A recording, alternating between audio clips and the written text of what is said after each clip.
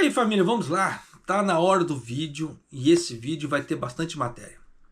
Se der certo, 5 materinhas. Eu não vou nem colocar o nome das matérias, porque dependendo eu vou ter que gravar mais um vídeo, porque saiu muita matéria mesmo. Você vê que tem dia que quase não sai matéria e hoje foi um daqueles dias que saíram muita. Então eu vou tentar correr aqui para poder encaixar tudo. Porque são matérias que eu acho que para mim ela vai influenciar muito na sua vida, diretamente ou indiretamente. Então nós temos que ficar atentos a esse tipo de coisa. Tanto que a primeira matéria é o seguinte: o Conselho do Ministério da Saúde, Trabalho e Bem-Estar aqui do Japão tornará obrigatória as verificações de estresse em todos os locais de trabalho. A princípio isso é bom, isso é muito bom, tá? Para a questão de saúde e bem-estar das pessoas. Por outro lado, vai ser ruim na parte financeira. Por que disso? Porque uma das grandes causas de estresse, de acordo com o governo, tá? Eu não sou médico, então não sei te falar, mas uma das grandes causas que o governo fala que é do estresse e do karoshi. Karoshi, para quem não sabe, é aquela morte por exaustão de trabalho. Excesso de trabalho mata. Tem pessoas que acham que não, mas aqui no Japão existem mortes por karoshi até hoje. Isso mesmo com essa diminuição das horas extras, porque antigamente era muito mais. Tanto que tá, na década de 90, tinha épocas que eu chegava a virar 36 horas sem voltar para casa trabalhando. Porque a gente trabalhava, a fábrica trabalhava em turnos de 12, então eu entrava para trabalhar. Meu Hantaiban, no caso a pessoa que vinha no outro turno, ele não vinha. Aí o chefe pedia, por favor, para que se desse para ficar, porque senão iria atrasar o cronograma de trabalho, no caso a produção, etc. Então a gente acaba ficando. Só que quando era para mim sair no outro dia, ele pedia, não tem como você ficar, que não sei o que. Então a gente acabava ficando 3 turnos de 12, dava 36. Só que aí não tinha no outro, da outra vez, já não tinha como mais virar, porque a exaustão já era enorme. Então, só que o chefe falava, não, a gente vai colocar alguém no seu lugar aqui, a gente já conseguiu providenciar. Você ganhou um tempo para nós. Então, cansei de fazer isso na década de 90. Só que hoje, como é que fala assim, inadmissível fazer isso, até por causa das leis. Então, antigamente a gente ganhava muito, só que a gente ralava pra cacete, né, também. Hoje não é tanto. Só que com esse problema do stress check, por exemplo, se uma firma detectar que muitos funcionários estão com muito estresse, isso vai dar ruim para a empresa em relação ao governo. Então, o que grande provavelmente vai acontecer? Muitas empresas, em vez de ter 2 turnos de 12, ela vai colocar 3 turnos. Porque 3 vezes 8, 24. Então vai colocar 3 turnos de 8. Desculpa, 3 turnos de 8, 3 vezes 8, 24. O dia tem 24 horas. E nisso, todo mundo vai trabalhar só apenas as 8 horas e não vai precisar de fazer horas extras. Deu para você entender que por um lado vai ser bom, por outro lado vai ser horrível, salarialmente falando, para quem depende de horas extras. Então, se a pessoa daqui para frente ela não tratar de dar um jeito de aumentar a renda dela de alguma maneira, ela vai ficar para trás, ela vai passar mais dificuldade que já está. Então, na firma que você trabalhar daqui para frente, se começar a ter mais exames, porque grande provavelmente vai aumentar o número de exames anuais, tiver mais exames, ou começarem a cortar horas extras, dependendo, a causa não é só econômica. Tá? Tanto que, olha, escuta só. 職場でのメンタルヘルス不調を未然に防ぐためのストレスチェックについて、厚生労働省の審議会は、すべての事業所に義務付ける案をおおむね了承しました。9年前から従業員50人以上の事業所で義務となっていたものを、すべての事業所に義務付けるもので、マニュアルを作成し、準備期間を設けることなどの支援策が盛り込まれています。費用面の支援が必要だとか、小規模の事業所では従業員のプライバシーを守る対策も大事だといった意見が出されました。 Pois é, né? Então vamos lá. Se você entendeu em japonês, você pode avançar o vídeo, tá? Ou quiser saber aqui do que o tiozão vai falar aqui, continua comigo aqui. Vamos lá. Um conselho do Ministério da Saúde, Trabalho e Bem-Estar aqui do Japão, formado por trabalhadores e gestores, aprovaram em geral uma proposta para exigir que todos os locais de trabalho realizem verificações de estresse para prevenir problemas de saúde mental no local de trabalho. O Stress Check foi iniciado há 9 anos com o objetivo de encorajar os funcionários a tomarem consciência do seu estado de estresse e melhorar o ambiente de trabalho após análise regular do estado de estresse dos funcionários. A implementação é obrigatória. Tá. Em meio aos apelos das medidas de saúde mental, à medida que o número de pessoas sofrem perturbações mentais causadas por estresse grave no trabalho e é reconhecido como acidente de trabalho, então excesso de estresse é reconhecido como acidente de trabalho aqui no Japão, atingiu uma máxima histórica no ano passado. E o Ministério da Saúde, Trabalho e Bem-Estar realizou um conselho que contou com a presença de mão de obra, no caso assim, de mão de obra e gestão de 50 funcionários. Como medida de apoio aos estabelecimentos comerciais recentemente sujeitos à verificação do estresse ali, o plano inclui a criação de um manual para a realização das inspeções e etc. E a reserva de um período de tempo para preparação para os inícios de testes e tem sido geralmente aprovado. Os membros do comitê também expressaram a opinião de que é necessário o apoio financeiro e que é importante que pequenas empresas tomem medidas para proteger a privacidade de seus funcionários. O Ministério da Saúde, Trabalho e Previdência elaborará um relatório com base nos pareceres emitidos no dia 6. Então você vê que é obrigatório é obrigatório nas empresas. Tá? Então as empresas vão ter que ver como é que elas vão implementar isso. E se uma grande quantidade de funcionários apresentarem estresse, eles vão ter que tomar alguma medida. Tá? E nisso já dá para você ter uma ideia. Que pode ser que altere salarialmente falando. O seu ganha-pão aqui no Japão? Sim, pode ser que altere. De alguma maneira. Ou vai haver o quê? Novas fraudes, manipulações de dados em relação aos funcionários. O funcionário está estressado até o teto, eles vão colocar, não, está mediano. Ou algo parecido. Tá? Que pode ser que aconteça? Pode ser que aconteça. Tá? Você vê que Japão é mestre para fazer manipulação de dados. Você vê que as empresas daqui do Japão, você vê que são mestres em fazer fraudes. Esse ano, ao longo do ano, praticamente quase o ano todo eu vim trazendo fraudes. Fraudes. Tanto que saiu fraudes também nas matérias, que eu tinha que gravar um vídeo, tá? Só que não vai encaixar nesse vídeo aqui. Pode ser que encaixe em outro, ou não, nem grave. Mas saiu 2 fraudes. Tá? Então, é tenso? Pô, é tenso pra caramba, tá? Mas deixa eu pular de pauta aqui já para poder dar tempo. Vamos lá. Falência. Tá? Infelizmente, vou trazer mais uma falência para você aqui. De acordo com a Tokyo Shock Research, tá? Que é uma empresa que recebeu a decisão de iniciar o processo de falência, é a Aizu Computer Science Institute, que conduz uma pesquisa em desenvolvimento de computadores na cidade de Aizu Wakamatsu, no estado de Fukushima. E a dívida é de aproximadamente 140 milhões de ienes. A empresa, que foi fundada em 2019, recebeu o título de empreendimento originado da Universidade de Aizu, pela Universidade de Aizu da cidade, que forma especialistas em TI. Ao mesmo tempo que foi concentrado na aquisição de patentes em colaboração com universidades, também estava desenvolvendo e vendendo ativamente equipamentos para prevenir o corona.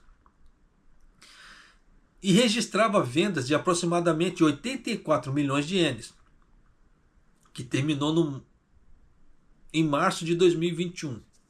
No entanto, no ano fiscal seguinte, encerrado em março de 2022, as vendas permaneceram em 12,65 milhões de ienes e devido a uma falta de vendas e a um pesado fardo de investimentos, a empresa foi forçada a ter um déficit de 26,4 milhões de ienes. Então já deu para você sacar que ela não aguentou.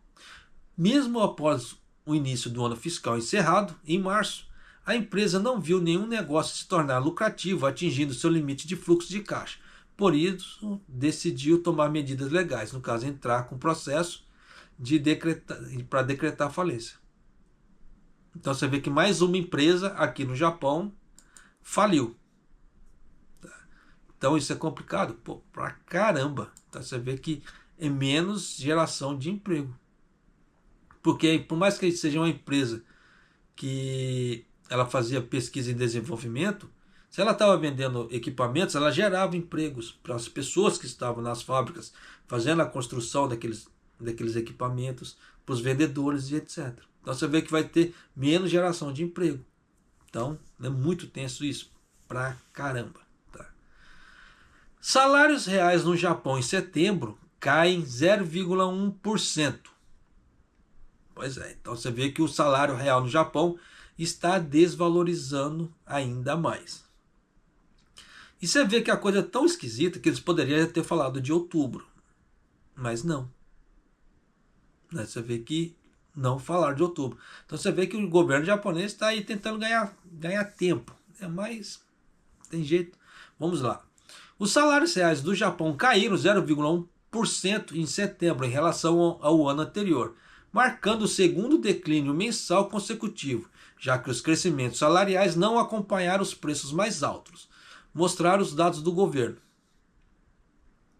Mas os salários ajustados pela inflação em locais de trabalho com 5 ou mais funcionários diminuíram em um ritmo mais lento, diminuindo em relação à queda de 0,8% em agosto, já que a retomada dos subsídios do governo para os serviços públicos ajudou a reduzir os preços básicos ao consumidor, disse o Ministério da Saúde, Trabalho e Bem-Estar. Só que o subsídio já acabou.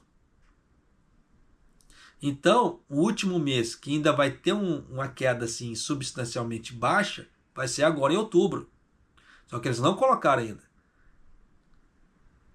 E na hora que chegar o relatório de novembro, você vai ver o arrombo que vai dar. Se continuar nesse pé. Mas continuando. Os salários reais, que é um barômetro do poder de compra do consumidor, aqui eles estão falando assim, tá? No Brasil seria o IPCA. Tanto que eu coloquei lá no canal do TikTok o que é o IPCA. Por que eu coloquei isso? Porque no Tesouro Direto, que é o investimento de renda fixa, no Brasil eles estão colocando vários tipos de IPCA. E o IPCA agora está batendo recorde. Então quem puder investir em IPCA agora, que é tem o IPCA 6+, tem o IPCA 7, que é o 6,99, tá? Que já está beirando o 7, são números recordes. Geralmente o IPCA não chega a 7, tá? São números recordes. Então eu coloquei o que é IPCA lá no canal do TikTok. Então quem quiser aprender sobre o que é o IPCA, dá um pulo lá no canal do TikTok. Eu poderia explicar aqui, mas levaria bastante tempo. Então, para poder cortar tentar reduzir, então não vou explicar o que é IPCA aqui, mas vale muito a pena você saber o que é o IPCA, porque isso rege os preços lá no Brasil. Tá, mas então vamos colocar aqui os salários reais, que é o barômetro do poder de compra do consumidor, que seria basicamente o IPCA no Brasil, tá? Só fazer um adendo. Quando no Tesouro Direto tem ali o IPCA mais tantos por cento, isso o que quer dizer? Que é o reajuste da inflação ali, mais tantos por cento que a pessoa vai ganhar. Por isso que é bacana você investir, entre aspas, agora nessa situação do IPCA, muito, tá? Recomendo muito. Mas vamos lá. O barômetro de poder de compra do consumidor em locais de trabalho com 30 pessoas ou mais aumentaram 0,6% após uma queda de 0,4% em agosto. Um funcionário do Ministério disse, no entanto, os preços provavelmente subirão, né, quando os subsídios acabarem. Então você vê que eles estão falando em cima do subsídio. Então na hora que os subsídios acabarem, o bicho vai pegar. Os salários nominais, ou a média total dos ganhos mensais em dinheiro por trabalhador, incluindo pagamentos base e horas extras, aumentaram 2,8%, né, com alta pelo 33º mês consecutivo, de acordo com o Ministério. Isso não faz sentido, porque o Ministério está falando que os salários nominais aqui no Japão já subiram por 33 meses consecutivos. Isso fez sentido para você? Não fez.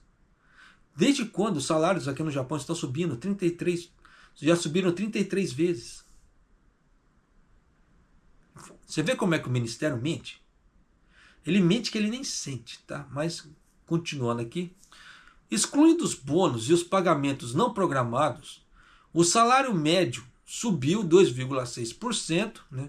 Que é o maior aumento em quase 32 anos. Em contraste, as horas extras e outros subsídios caíram 0,4%, mostraram os dados. Então eles estão falando que os salários subiram muito agora. Tá? Então eles falam de uma forma que isso parece que é o Japão inteiro que recebeu esse tipo de coisa. E não é. Muitas empresas não deram reajuste de aumento, um reajuste de salarial. Até porque tem muitas empresas que pagam muito acima do mínimo.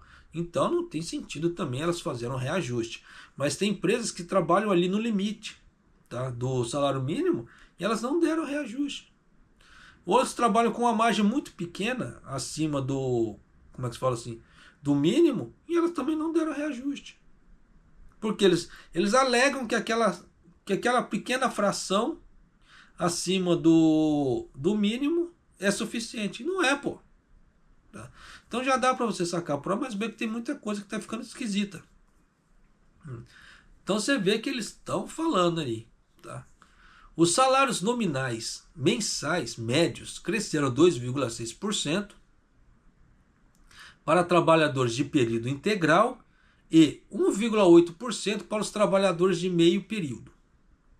O Ministério estima que os preços ao consumidor usados para os dados salariais aumentaram 2,9% em setembro, em comparação a agosto, com 3,5%. Vou ler de novo para você para ver se você conseguiu pegar a coisa aqui. Senão nós vamos ter que interpretar juntos. Vamos lá. O Ministério estima que os preços ao consumidor usados para os dados salariais aumentaram 2,9% em setembro, em comparação a 3,5% em agosto. Então, o que isso quer dizer? Que os preços ao consumidor estão mais altos que os salários, porque aqui eles falaram que o salário médio está em 2,6% e o preço ao consumidor 2,9%. Então há uma diferença de 0,3% e não 0,1% como está anunciado na matéria. Você vê que os caras não sabem nem fazer cálculo. Né? Mas vida que se segue. O governo restabeleceu subsídios para eletricidade e gás entre agosto e outubro para ajudar as famílias que enfrentam, né, o problema no aumento das contas de energia em um cenário de clima quente. Realmente, tá? Essa ajuda que o governo deu veio a calhar. Porque estava muito quente, o ar-condicionado estava tendo que ser usado direto.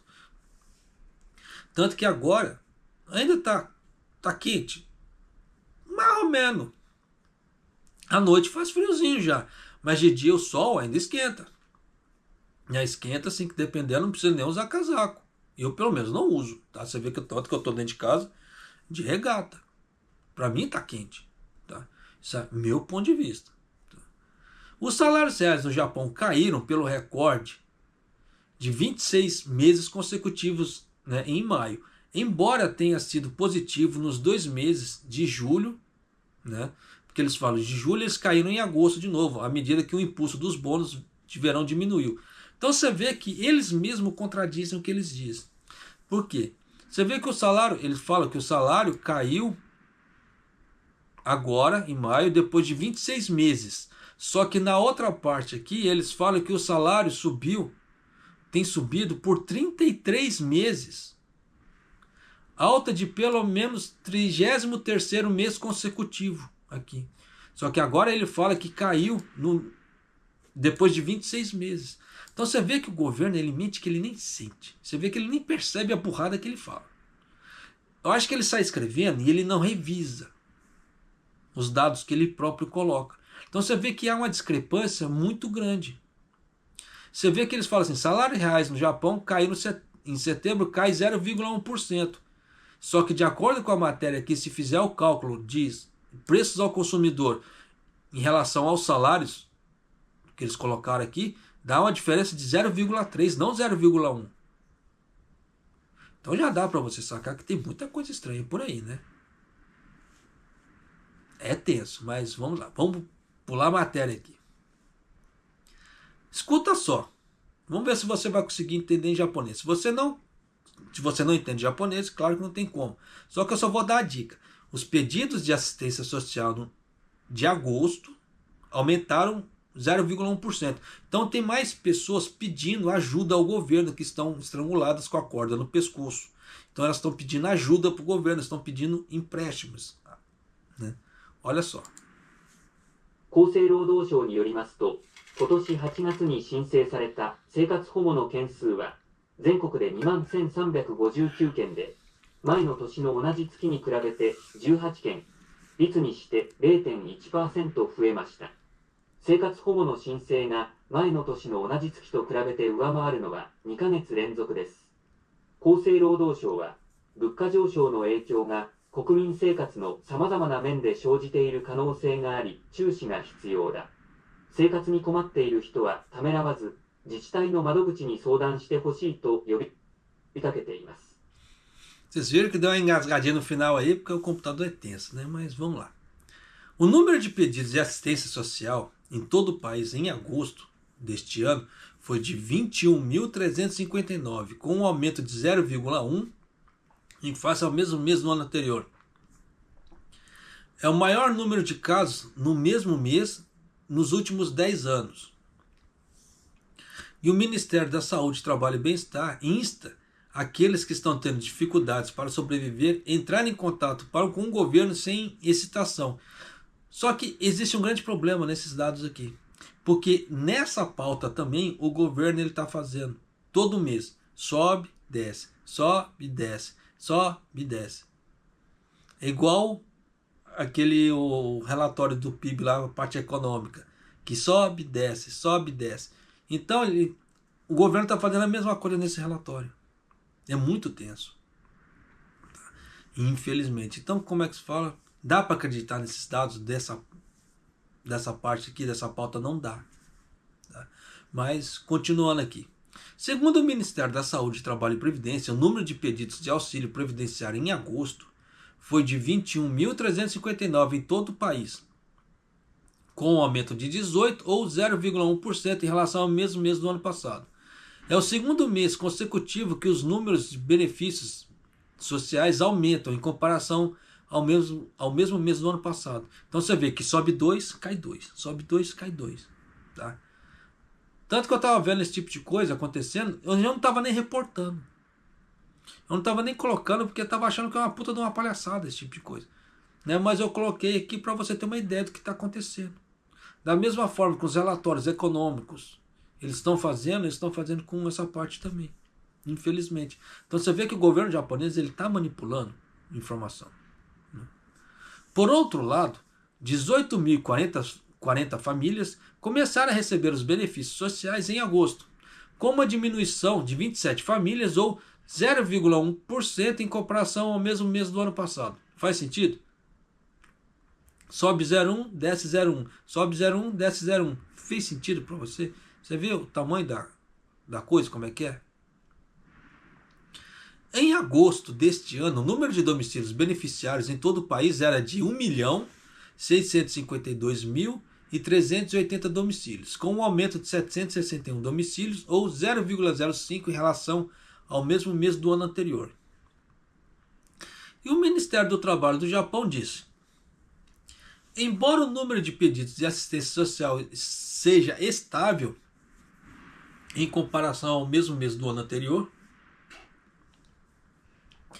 é o mais alto no mesmo mês dos últimos 10 anos. Fez sentido para você? Não faz, né? Porque como ele me fala que o negócio está estável, se houve um aumento, o maior aumento dos últimos 10 anos, isso é estabilidade para ele? Eu falo que esses caras não sabem nem o que está escrevendo. O impacto do aumento dos preços está afetando vários aspectos na vida das pessoas. Existe uma possibilidade de que isso esteja ocorrendo. Você vê que eles colocam? Existe uma possibilidade que isso esteja ocorrendo. E precisamos ficar de olho nisso. Então, para eles, a inflação não está acontecendo. Se eles falam que é uma possibilidade, não é real. Da mesma forma que, se uma pessoa ela falou A, ela nunca poderia ter falado B. Porque ela já falou A. E aí? Então é complicado, pô, pra caramba esse tipo de coisa. Ah, mas já pode. E se? Não, não existe e se nesse ponto. Ou é ou não é. Você vê que na parte da computação tem a parte binária. 0 e 1. Esse e se, ele abre uma casa na parte da programação para uma série de eventos. E essa série de eventos, geralmente, dependendo, vai causar o quê? Algum bug, alguma outra coisa, dependendo da situação. O famoso if. Tá? Então tem que tomar cuidado, dependendo da situação, se a pessoa não saber fazer, dá. Tá? Então, no caso da programação, então tem uma série de coisas que, como é que se fala? As pessoas têm que tomar muito cuidado. Até eu, para me falar aqui, eu tenho que tomar muito cuidado também. Tá? Porque senão vai levar a, como é que se diz? A julgamentos ou interpretações errôneas. E é isso que eu não quero. Tá? Por isso que às vezes eu falo, repito, estendo um tópico, como é que eu falo assim, e o vídeo fica comprido por causa disso, que eu quero que as pessoas realmente entendam aquilo que eu estou querendo passar. Se é a verdade para ela ou não, é outros 500, mas entenda aquilo que eu quero passar, sem equívocos. Aí depois é outros 500, mas continuando aqui. Aí o Ministério diz: se você estiver com problemas de, como é que fala assim, de ganhos, né, não hesite em entrar em contato com o governo local. Quantos brasileiros já entraram em contato comigo falando: não, o Ministério não está soltando, eu fui lá, pedi ajuda, mas o Ministério não me ajudou. Mas aí é a hora que eu sempre falo para todos, isso eu falo para todos de uma forma igual. Quando você for lá, leve todos os seus dados possíveis, leve os 3 últimos olerites, leve a caderneta do banco atualizada e mostre que sua situação, que seu salário caiu, sua situação está tensa. Se você puder levar só as contas, seus comprovantes de contas, para você provar por A mais B que você paga tanto ali de conta e seu salário não está dando, aí geralmente eles ajudam. Mas se a pessoa ela vai lá sem dado nenhum, como é que se fala assim, a pessoa que está fazendo a triagem, ela começa a fazer uma série de perguntas, a pessoa fala: não sei, não lembro, não sei, não lembro. Realmente não tem como ajudar. Porque ele vai sacar: pô, estão de sacanagem comigo e estão mentindo. Porque quantas entrevistas de triagens ele não faz por dia? Quanta sacanagem o cara já não viu nesse meio do caminho? Aí que tá. Então você quer ajuda? Não há problema, mas leve todos os dados pertinentes. Quanto mais dados, melhor. É melhor você pecar por excesso do que pela falta. A falta ela traz o que? Desconfiança. Mas se você levar em excesso, informações em excesso, grande provavelmente você não será negado. Porque eles vão ver que realmente sua situação está ruim. Tá? Porque todas as vezes quando eu precisei, eu fiz dessa maneira e nunca foi negado. Tá? Então, tem que se tomar cuidado sim. Mas tome cuidado também com o balcão, tá? Que você vai fazer isso.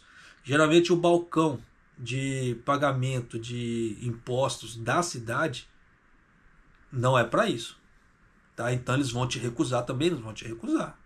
Tá? Então tem muita coisa que você tem que tomar muito cuidado aonde você vai pedir também essa ajuda, tá?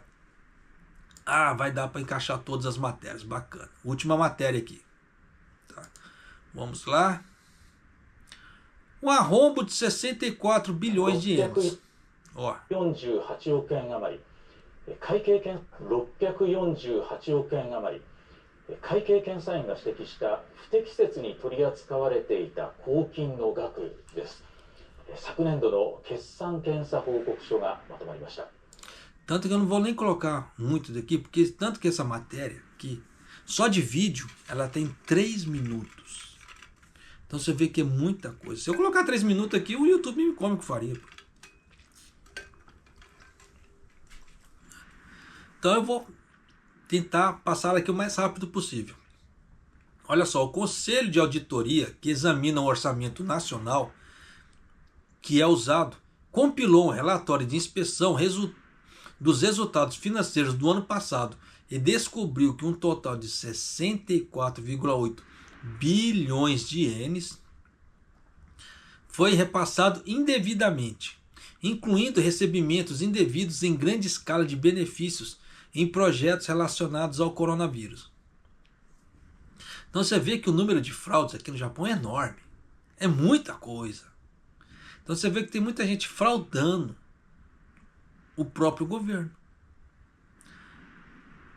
Na tarde do dia 6, a diretora Yayoi Tanaka, do Conselho de Auditoria, apresentou ao primeiro-ministro Ishiba o relatório de inspeção dos resultados financeiros do ano passado, que foi examinado por cada ministério e empresa financiada pelo governo. O relatório apontou um desperdício de impostos e apelou pela melhoria em 345 casos, totalizando mais de 64,8 bilhões de ienes. Por ministério e agência, o Ministério da Agricultura, Floresta e Pesca foi o que mais gastou, com 35,34 bilhões de ienes. Segundo com o Ministério da Saúde, Trabalho e Bem-Estar, com mais de 7,76 bilhões de ienes, e o Ministério de Terras e Infraestrutura, Transporte e Turismo, com mais de 2,32 bilhões de ienes. Além disso, 98 casos, totalizando mais de 5 bilhões de ienes, foram apontados em projetos relacionados a contramedidas em relação ao coronavírus, conduzidos pelo Ministério da Saúde e do Trabalho. E descobriu-se que uma clínica em Tóquio recebeu indevidamente mais de 560 milhões de ienes em subsídios. Em relação a esse escritório, Tanaka diz: todos estes têm um impacto na nossa atividade econômica e social e na vida cotidiana, pois isso gostaria que o público tivesse ciente deles, para que possam ser usados para formular o orçamento nacional, deliberar sobre acordos financeiros e melhorar a administração governamental. Então você vê que o Japão ele perde dinheiro que ele nem percebe, mas são bilhões, né? Então é nisso, aí daqui a pouco começa a perder bilhões, aí o governo fica desesperado atrás de dinheiro, aumenta impostos para cobrir esses arrombos de fraude. Olha aí. No relatório, o Conselho de Auditoria, no caso as prefeituras e outras organizações, apontaram que as novas subvenções em relação ao coronas cedidas aos governos locais que trabalham em medidas de controle de infecção foram devolvidas ao Tesouro Nacional ao longo de 3 anos, até o ano passado, apontando que foram recebidos de forma fraudulenta. Ficou claro que mais de 17 bilhões de ienes, ou 83% dos 20,5 bilhões de ienes solicitados, não foram devolvidos. Então você vê que os governos davam a grana ali, o excedente eles tinham que devolver para o governo. Você vê que eles não estavam devolvendo. Além disso, foi revelado que nem o gabinete do governo que concebeu o sistema nem o Ministério da Administrações Internas e Comunicações, responsável pela emissão dos fundos, tinha conhecimento de mais de 1 bilhão de ienes desse dinheiro não tinha sido devolvido. Então você vê que os caras eles soltam, eles não fazem o, como é que fala assim, o controle. Por isso que eu falo para você viu os outros relatórios que eles colocam uma coisa, eles escrevem ali, escreve, mas se você fizer o cálculo rápido ali de cabeça, você vê que dá diferença. Então você vê que dá para confiar no governo japonês? Não dá. Nesse próprio vídeo eu trouxe outras matérias mostrando essa discrepância. Você vê que eles fazem as coisas e eles não conferem. Os ministérios não têm sinergia. Eles não se entrosam uns com os outros para trocar informações, para poder fazer um relatório só para divulgar para o público. Você viu o tamanho da negligência, como é que é? Eu não sei como é que o Japão conseguiu expandir o nome do jeito que ele está no mundo com esse tipo de coisa. Não sei mesmo, tá? Porque para uma empresa, se o Japão, se isso aqui fosse considerado uma empresa, já tinha quebrado. Com certeza. O Ministério de Assuntos Internos e Comunicações disse: a causa foi que não tínhamos um sistema para verificar regularmente a quantia de dinheiro não devolvida. Por isso, gostaríamos de trabalhar com os ministérios e prefeituras relacionados para criar um sistema de verificação. Como que esses caras não me têm um sistema? Como que eles não têm um IRP ou um SAP? Quando eu falo IRP geralmente são programas internos das empresas que interligam todos os setores para que um setor saiba o que o outro está fazendo, para evitar discrepância de informações. Igual, por exemplo, o setor de expedição, ele solta, 5 caixas de Coca-Cola. Então, com o programa de RP, quando a expedição solta 5, já na parte do estoque, já vai constar automaticamente que houve saída de 5. E na parte de compra, no setor de compra, já vai constar que saiu 5, que precisa fazer compra de mais 5 para poder fazer o estoque. Então isso é um sistema IRP, isso é um sistema, o SAP ele é muito parecido, só que ele é muito mais robusto. Então como é que o Japão ele fala em digitalização de processos se eles não têm nem isso? Ou se eles têm, eles estão mentindo na cara dura e os caras não estão trabalhando. Então já dá para você sacar por A mais B que tem algo muito errado por trás. A diretora Tanaka, que é chefe do Conselho de Auditoria, disse em uma entrevista à imprensa: na expensão de contramedidas contra o coronavírus, as contramedidas para os aumentos de preços no ano fiscal de 2020, as máscaras de tecidos e benefícios de sustentabilidade, até no ano fiscal de 2023, 95 trilhões de ienes relacionados ao coronavírus no orçamento, esclarecendo que as questões relacionadas à aquisição de vacinas contra o coronavírus, que custaram 9,4 trilhões de ienes, então foi reportado 84 itens nos últimos 4 anos. E ela acrescenta: a questão pós-verificação pode ser vista como um problema comum. No caso apontado este ano, documentos e entrevistas que normalmente seriam exigidos foram omitidos como uma resposta de emergência para os empréstimos especiais para as pessoas em pobreza. Então eles receberam os benefícios sociais aonde não eram elegíveis. Então foi descobertos vários empréstimos. Além disso, o conteúdo do relatório do Conselho de Auditoria tem impacto nas nossas vidas, no caso assim, nas nossas atividades econômicas e sociais e na vida cotidiana.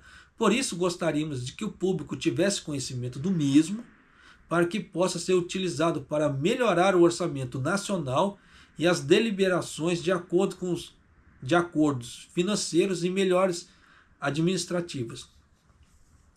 Então já dá para você sacar que a parte interna do governo ele está totalmente perdido. Tá? Você vê que muitos gastos, igual essa parte das máscaras ali de tecidos, foi na época do Abe. Que o Abe fez uma grande compra de máscaras, tanto que todo mundo do Japão recebeu a máscara, eu recebi a minha máscara aqui em casa também. Tá? Mas ainda tinha uma grande quantidade de máscaras ali, que ficou estocadas em um armazém por muito tempo. E para poder jogar todas aquelas máscaras fora, etc., ia gastar uma grana fenomenal também.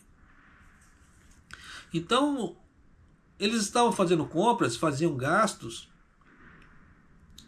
trilionários sem base, sem estudo.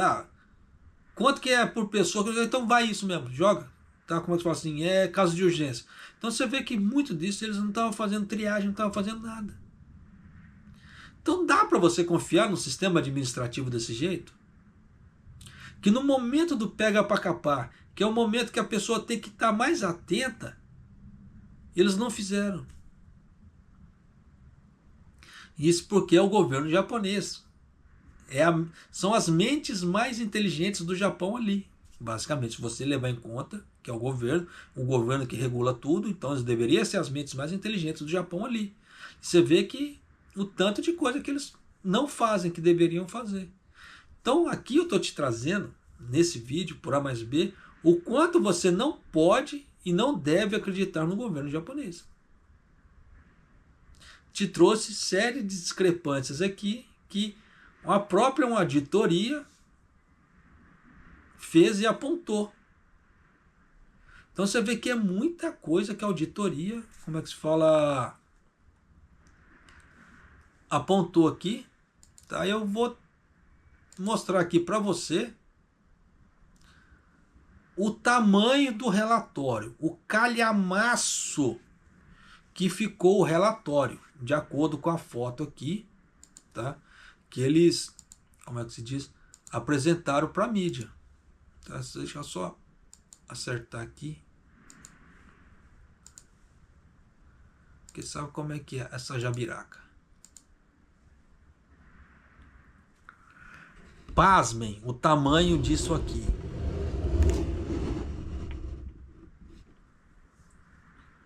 Olha a grossura desse relatório. Você acha que o Ishiba vai ler tudo isso aqui? Se ele não pegar tudo isso aqui, não tacar fogo nisso aqui, eu não falo nada para você, porque olha o tamanho desse relatório. Você acha que ele vai ler tudo isso?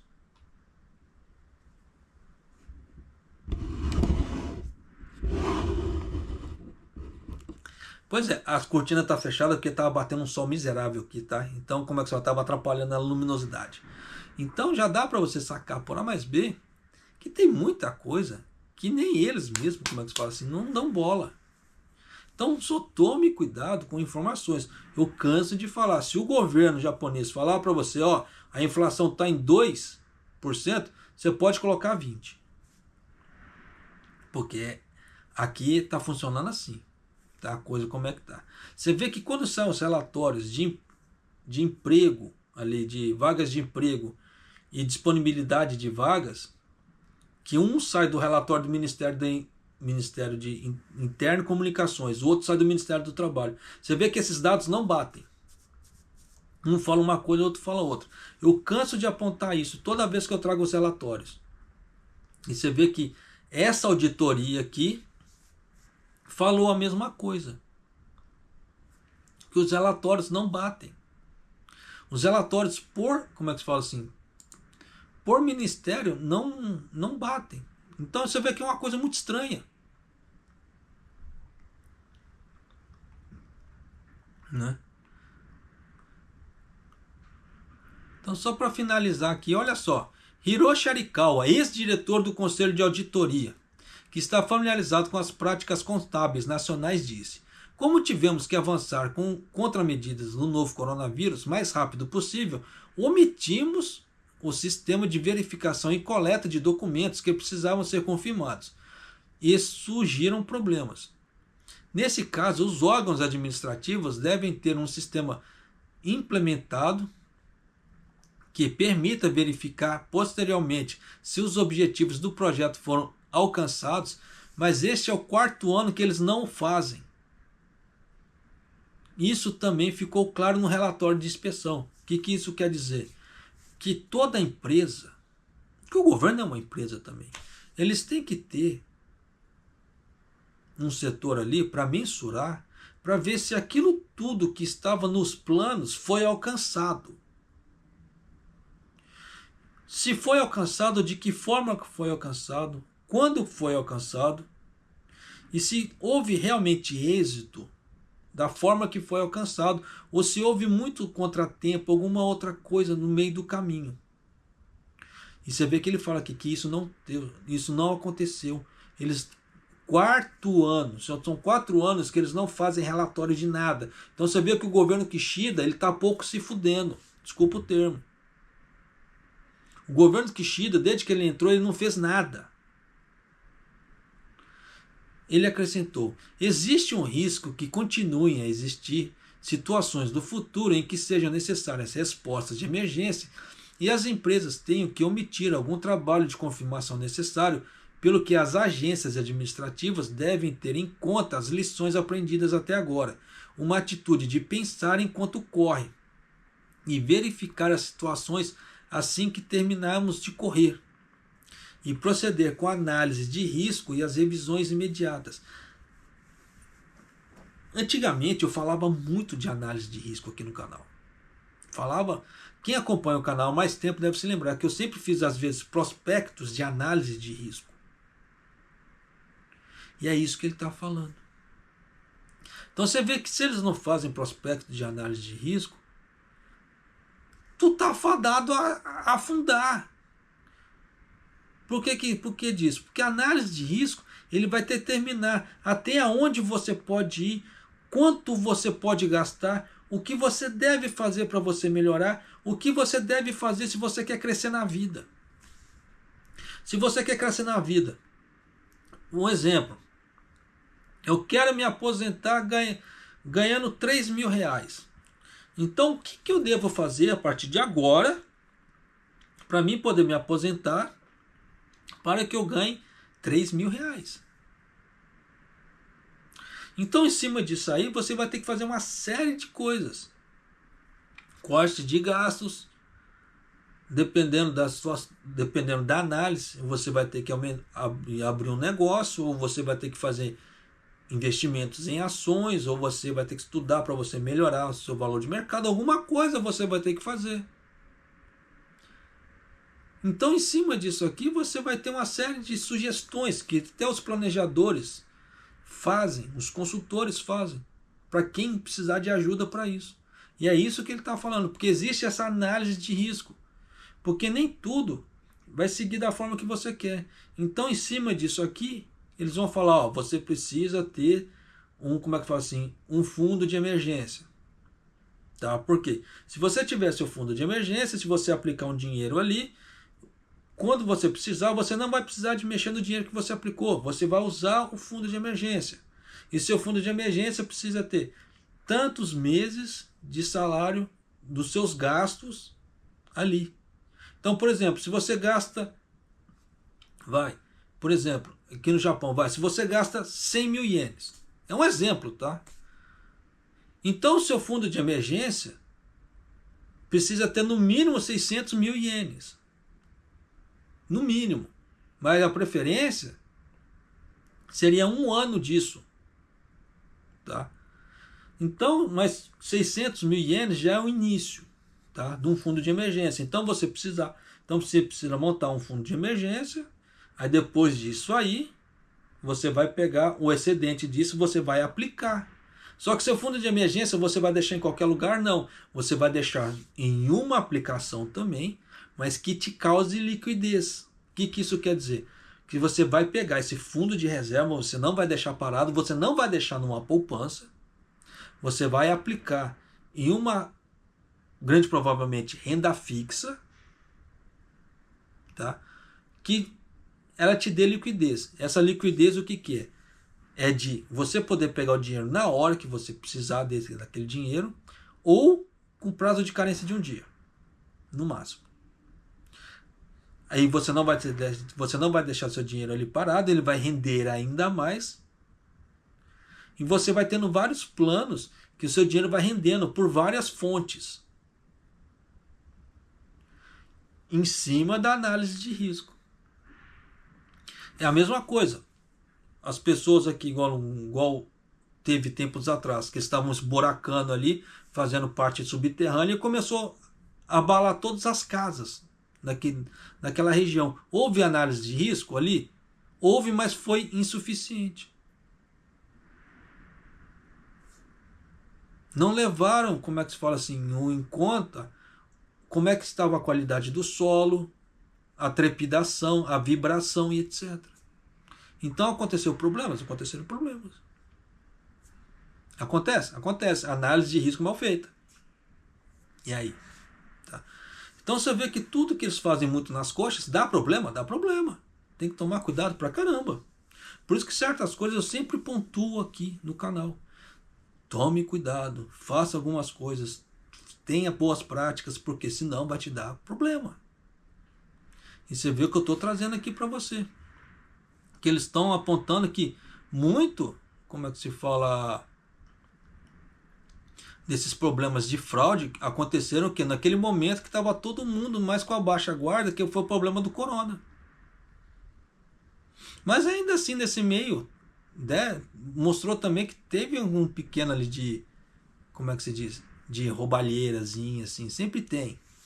Tá? Você vê aqui, ó, Ministério da Agricultura, 35,34 bilhões de ienes. Ministério da Saúde, 7,76 bilhões. Ministério de Terra, Infraestrutura, Transporte e Turismo, 2,33 bilhões. Aí depois se falaram ali na quantidade de compra, o dinheiro usado para a compra de vacina, que, né, com gastos de 95 trilhões relacionados ao corona no total em 2023. Então você vê que é muita coisa. Só que nesse gasto aqui de 95 trilhões tem aquele empréstimos e outras coisas também que correlacionou. Mas você vê que eles não estão fazendo o dever de casa. O que é? Nós vamos te emprestar? Nós vamos te emprestar, mas e aí, como é que vai ficar a volta? Será que nós temos caixa para isso? Então você viu que o Japão começou a gastar, mas não viu caixa. Por isso que ele estava correndo para poder aumentar os impostos, aumentar a arrecadação, porque ele estava escoando muito dinheiro sem fazer, como é que assim, análise de fluxo de caixa. No caso ali, gestão de risco. Então é complicado, pô, pra caramba. Então você vê que a coisa aqui vai de mal a pior. Recomendo para você. Governo falou alguma coisa, desconfia. Desconfia principalmente da parte econômica, que eu venho trazendo isso aqui por A mais B, provando para você que a coisa está muito feia. Tá? Repito de novo. Quer mudar de emprego agora nessa situação? Não há problema, mude. Mas faça o seu dever de casa. Entre nos grupos, pergunte como é que é a empreiteira tal, como é que é a empresa tal, como é que é a cidade tal. Porque depois que você assinou o seu contrato, não adianta chorar. É a mesma coisa quem vem do Brasil para cá. Antes de assinar qualquer financiamento para vir para cá, faça pesquisa. Veja se realmente vale a pena vir por aquela empresa, por aquele grupo. Porque senão depois não reclame, não chore, não venha nos grupos do Facebook falando aconteceu tal coisa. Porque aquilo que é o mínimo de dever para você se proteger, você não fez. Aí depois não adianta chorar.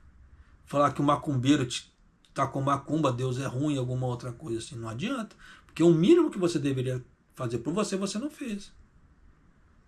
Você vê que o próprio Conselho de Auditoria estava mostrando um arrombo de 64,8 bilhões de ienes. É pouca grana? Não, é muita coisa. Tá? Então, com isso, dá para você sacar que pequenas boas práticas podem te salvar de grandes arrombos. Né? Então, só pense nisso que eu estou te falando. Tá certo? E se você não é inscrito no canal, por favor, se inscreva no canal, deixa seu like e clique no sininho para receber as notificações de vídeo aqui do canal. E Maido!